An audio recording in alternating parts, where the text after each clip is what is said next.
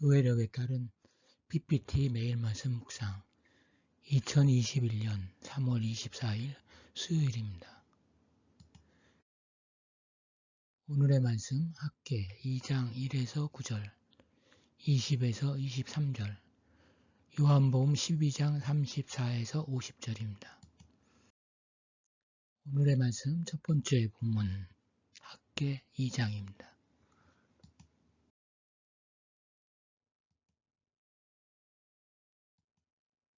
학개서는 바벨론 포로에서 귀환한 이후 스룹바벨 성전을 건축하는 일과 관련해서 하나님의 이스라엘에 대한 계획을 말씀하시는 책입니다.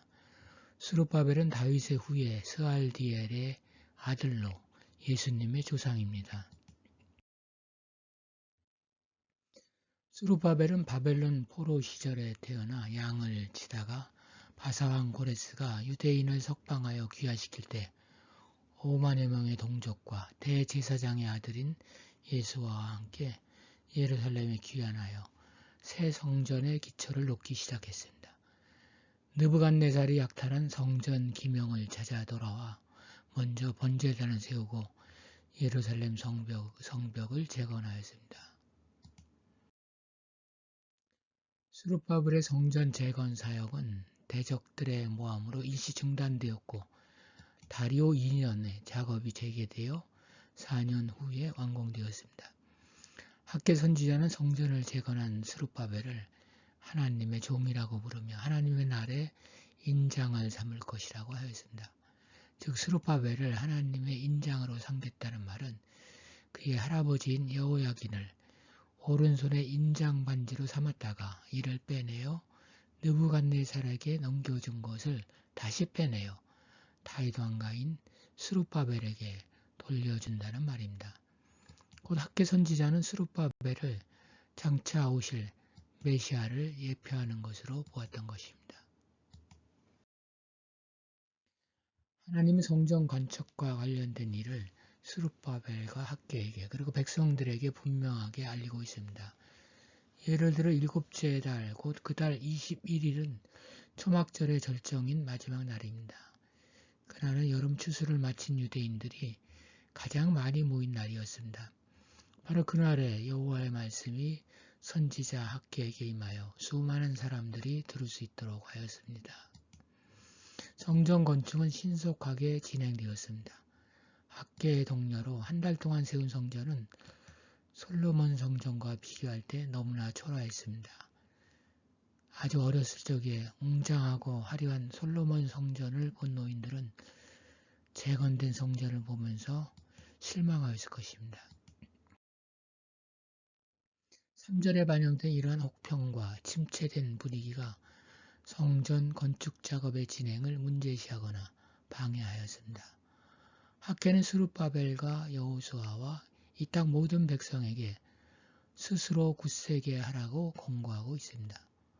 학개의 격려는 하나님의 동행 약속과 더불어 백성들을 그들의 절망적인 수동성으로부터 구해내고 다시 성전 건설에 임하도록 했습니다.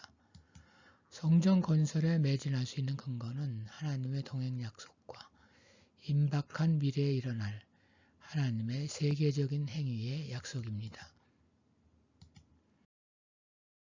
하나님의 동행 약속은 애굽에서 나올 때에 하나님이 이스라엘에게 언약한 말과 하나님의 영이 계속하여 이스라엘 백성 가운데 머물겠다는 것입니다. 야훼의 영은 생동감을 주고 길을 살리며 상주하는 동행적 실제입니다. 백성들에게 새로운 힘을 공급하기 위해서 동행 약속에 더하여 우주적 미래에 대한 약속도 하십니다.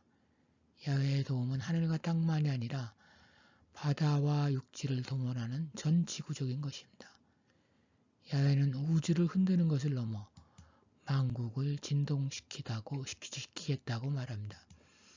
그 흔드는 진동은 두려움을 일으키는 파괴적 현상이 아닙니다. 성전 건축을 둘러싼 모든 염려를 제거해주는 새 질서로의 전복인 것입니다. 군사적 행동들은 예루살렘으로의 순례로 변화됩니다. 모든 민족들의 보화도 재분배될 것입니다. 야훼는 이러한 모든 민족의 보배로 예루살렘을 채워서 새 성전을 영광으로 충만케 하신다고 약속하신다. 9절에 와서 약속은 절정에 이릅니다. 야훼는 모든 가치의 주인으로 현재 상황을 완전히 변화시킬 수 있는 능력을 갖고 계십니다. 그렇기 때문에 솔로몬 성전의 찬란함과 페어더미에서 이제 막 고개를 내민 현재 성전을 비교해서는 안 되고 야훼께서 앞으로 세우실 성전과 비교하여야 합니다. 이전의 나중 영광이 이전 영광보다 크리라. 만군의 여호와의 말이니라. 9절 상반절 말씀입니다. 학교의 약속의 말씀은 내가 이곳에 평강, 샬롬을 주리라. 만군의 여호와의 말이니라는 문장으로 끝납니다. 샬롬은 여기서 배고픔과 칼이 완전히 사라진 온전한 구원을 뜻합니다. 이스라엘의 하나님은 이러한 구원의 평화를 성전 재건이 완전히 완성되는 때 수여하는 자신의 선물로 선포합니다. 앞서 6, 7절에서 주로 경제적인 차원에서의 구원을 말했다면 22절에서는 정치적인 구원이 초점입니다. 이스라엘을 둘러싸고 위협하는 권력자들이 결국은 서로 상대방을 공포로 몰아내어 모두 망하게 될 것입니다. 학계의 평화 약속이 여기에서 보다 분명하게 묘사됩니다. 즉 평화 시전은 인간의 전쟁을 통해서가 아니라 야훼에 의한 모든 권력자들을 탈권력화시키는 방법으로 파괴력 있는 모든 무기들을 섬멸로서 모든 공격자들의 자멸로서 이루어집니다. 이 과정에서 스룹바벨은 유다 공동체의 정치적인 지도자이면서 성전 재건 사업에 능동적으로 참여하는 자로서 야훼와 그분의 뜻에 밀접하게 연결되도록 선택된 인물입니다. 학계는 성전과 스룹바벨을 과거와 미래의 희망을 연결하는 현재적인 실제들로 간주합니다. 그의 존재는 과거와의 연결뿐만 아니라 국가와 왕조가 앞으로 경험할 좋은 일을 보여주는 첫 열매 증거로서 봉사합니다. 결론적으로 성전을 온전케 하는 것은 하나님의 평화를 앞당기는 것입니다. 스룹바벨 성전이 솔로몬 성전에 비하면 볼품이 없을지라도 그것의 의의는 하나님의 평화를 상징한다는 것입니다. 웅장하고 멋진 대형교회는 흔하게 볼 수 있습니다. 그러나 하나님의 임재와 사랑과 평화를 드러내지 못한다면 양철지붕의 초라한 교회보다 낫다 할 수 있을까요? 그리고 우리 한 사람 한 사람을 교회라고 했습니다. 우리는 어떤 교회입니까? 오늘의 말씀 두 번째 본문 요한복음 12장입니다.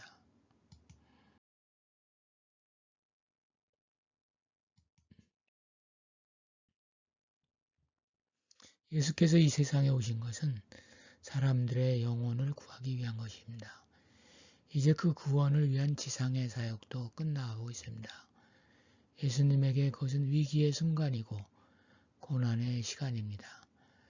그래서 그 일을 위해 오셨지만 솔직히 인간으로서의 예수님은 그런 시간에서조차 다른 사람의 구원에 관심을 갖고 간곡히 구원을 받으라고 하기는 쉽지 않은 일입니다. 유대인들이 예수님을 믿지 못하는 것은 오히려 성경에 대한 잘못된 지식 때문이었습니다. 예수님은 분명히 십자가에 달리시기로 되었지만 그들은 시편 110편 4절, 이사야 9장 6절, 다니엘 7장 14절 등을 근거로 그리스도 메시아의 영원성을 주장했습니다. 그러나 그들은 메시아의 고난에 대한 예언은 몰랐거나 무시했던 것입니다. 이스라엘은 그들을 로마의 압제로부터 해방시켜줄 정치적 메시아를 원하고 있었습니다. 그런 까닭에 죄를 사하고 죽음을 넘어 생명을 주는 메시아를 볼 수 없었습니다. 예수 그리스도가 인류 역사상 오직 정해진 짧은 시간에 그들과 함께하는 행운을 차지했지만 이스라엘은 그분을 알아보지 못했습니다.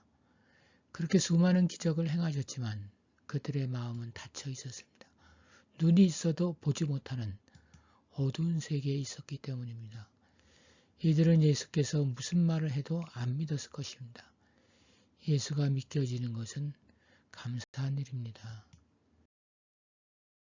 그리고 마지막으로 예수께서는 이스라엘의 무의식 속에 있을 수 있는 심판에 대한 두려움을 건드리십니다. 사람이 내 말을 듣고 지키지 아니할지라도 내가 그를 심판하지 아니하노라. 내가 온 것은 세상을 심판하려 함이 아니요 세상을 구원하려 함이로라. 예수께서는 세상을 심판하러 오신 것이 아니라 구원하러 오셨다는 진리를 되풀이하셨습니다. 예수님의 첫째 지상 사명의 목적은 사람들을 심판하는 것이 아니라 구원과 영생을 발견할 길을 그들에게 보여주는 것이었습니다. 구원과 심판은 그리스도교의 중심축입니다. 그래서일까 신자들도 그렇게 구분되는 것 같습니다. 세상을 이해하고 너그럽게 받아주는 사람이 있는가 하면 얼굴을 찌푸리고 늘 다른 사람의 잘못을 찾기에 혈안인 사람들이 있습니다.